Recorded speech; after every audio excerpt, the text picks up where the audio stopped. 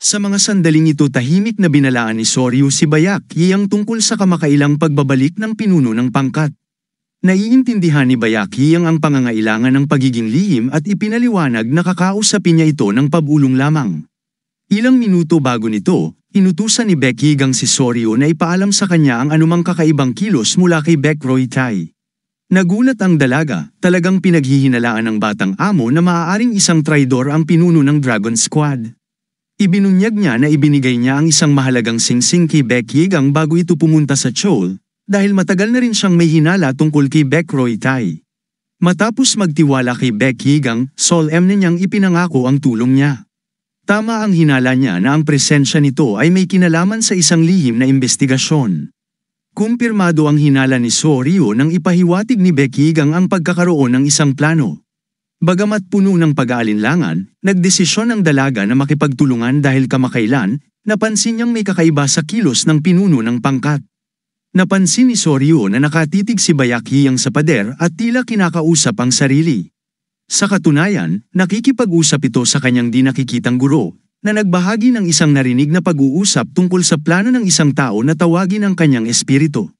Samantala, binanggit ng banal na espada na ang konsepto ng pagsisinungaling ay ganap na banyaga sa kanyang pagkatuklas ng katotohanan. Mula sa tapat na salaysay ng banal na espada, natuklasan ni Baekhyun ang nakakatakot na katotohanan, ang kanyang tiyuhin, na uhaw sa kapangyarihan, ay nakipagsabuatan sa hindi kilalang mga puwersa upang makuha ang maalamat na meteorite sword.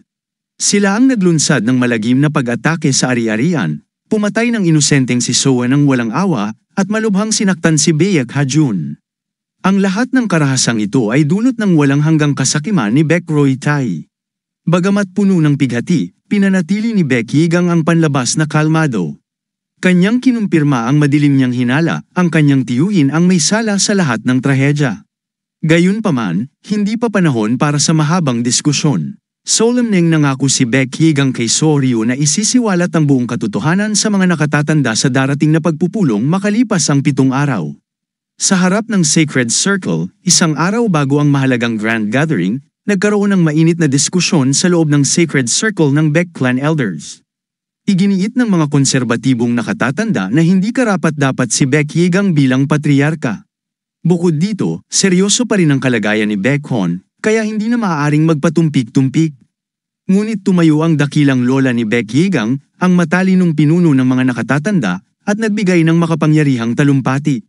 Mapait niyang tinanong kung talagang akala nila'y naging bulag at mangmang na siya matapos ang mga taon ng pagkakakulong. Alam niyang may lihim na ambisyon ang kapatid ng isa sa mga nakatatanda na maging patriarka, at ito'y may malalim na galit kay Baekhyun. Tumitig siya sa isa pang nakatatanda at ibinunyag ang kahihiyan nito. Nagbigay ito ng impormasyon sa pamilya Rusan kapalit ng malaking gantimpala. Nang tangkain itong magdahilan, malupit siyang pinaalalahanan ng matandang babae na ang kanyang pagtataksil ay nagugat sa malungkot na pagkamatay ng kanyang anak na babae. Kaya't napagdesisyonan niya na huwag suportahan ang kandidatura ni Baekhyun. Sa pamamagitan ng pagdagok gamit ang kanyang sinaunang tungkod, pinaalala niya sa lahat ng naroon ang kahalagahan ng kalayaan at ang hindi maaring paglabag sa ilang mga hangganan. Binalaan niya ang lahat na kung magkamali ang landas na tatahakin ng angkan, maaari itong humantong sa kanilang pagbagsak.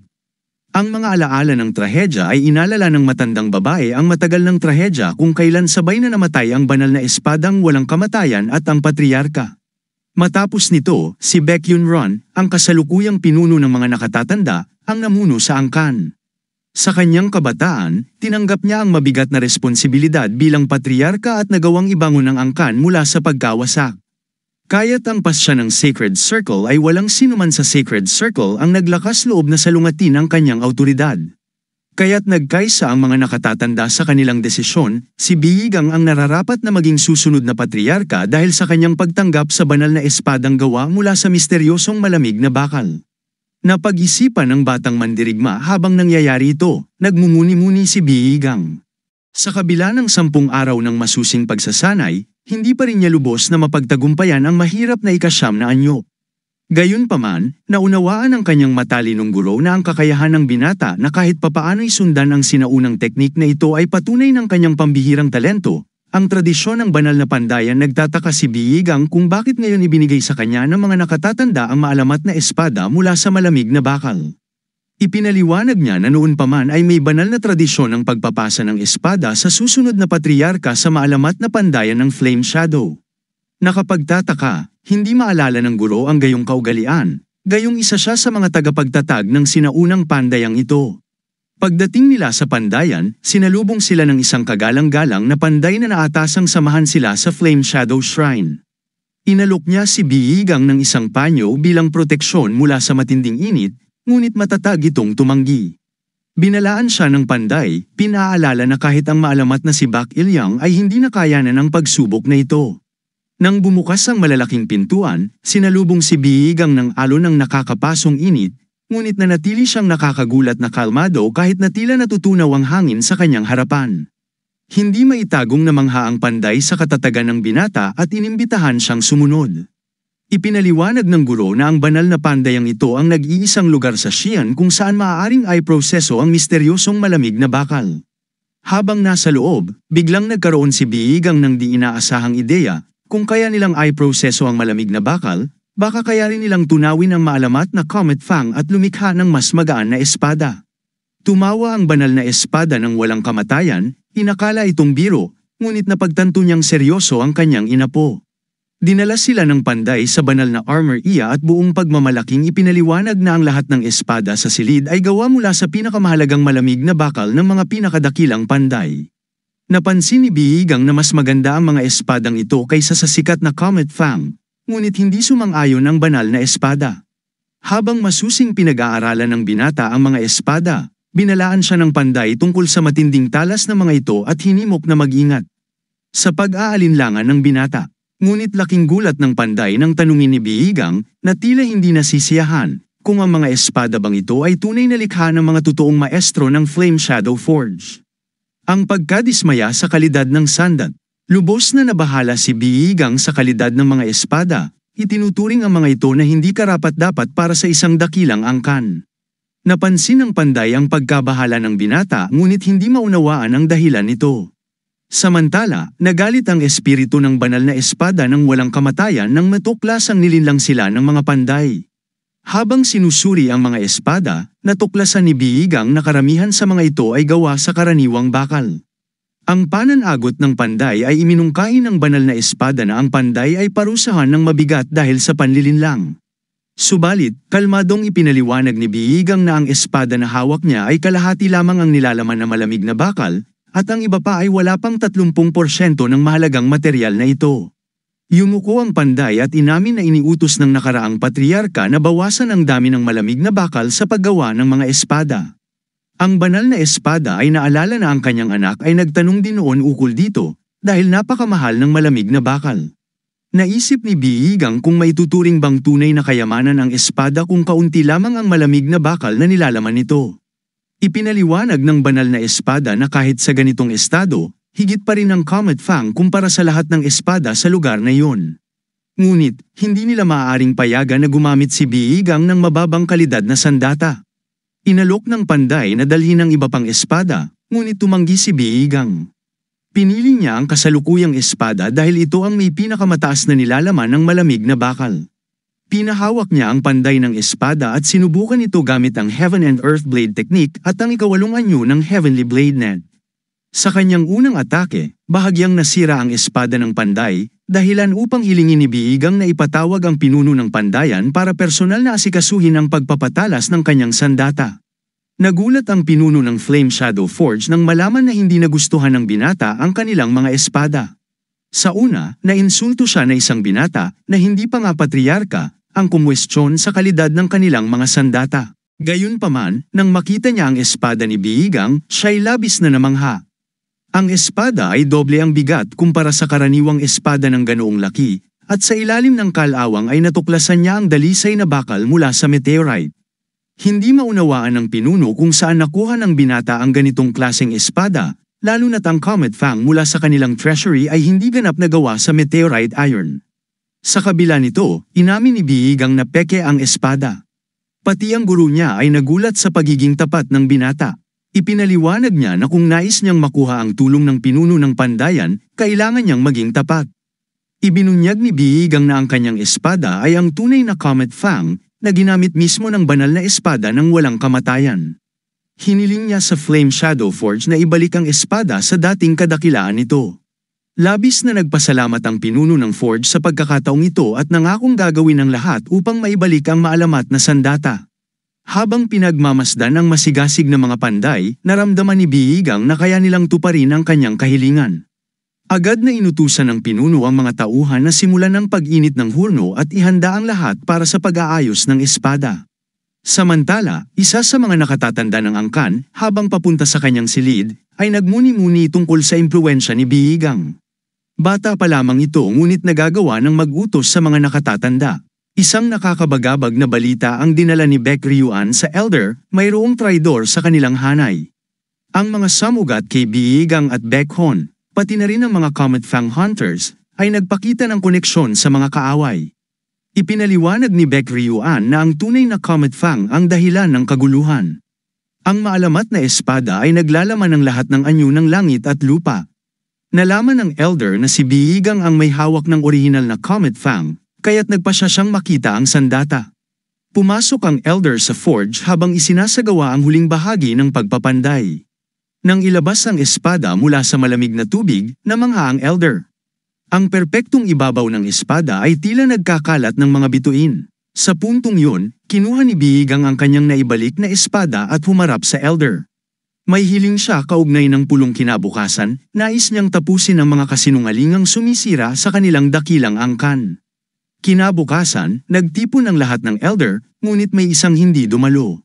Ang pagkawala ng Elder ay lalo pang nakapagtataka dahil ang talakayan ay tungkol sa isa sa pinakamahalagang usapin ng angkan.